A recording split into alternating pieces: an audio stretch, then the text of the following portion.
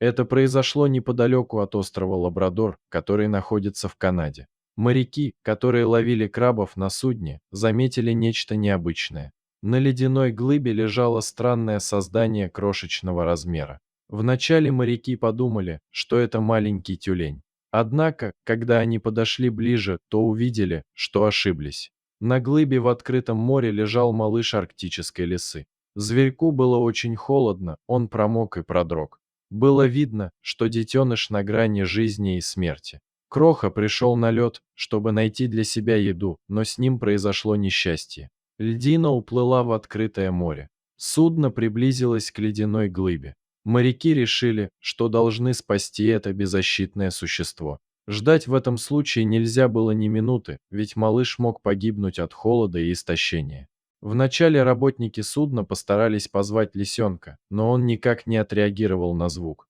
Во-первых, малыш боялся людей, а во-вторых, он был слишком слаб и истощен. Он не хотел подпускать к себе ни единой души, поэтому заманить его на корабль не получилось. Рыбаки проявили изобретательность. Они решили протаранить айсберг судном, столкнуть бедного лисенка в море, а потом выловить его, используя рыбацкую сеть. Следует отметить, что это весьма неординарный улов в открытом море. Очень жаль, что рядом с моряками не было такого верного товарища, как пес Чак, который всегда был готов прийти на помощь тем, кто тонул. Лисенку выделили ящик из пластика и оперативно обустроили в нем домик. Чтобы было более комфортно, туда насыпали опилок.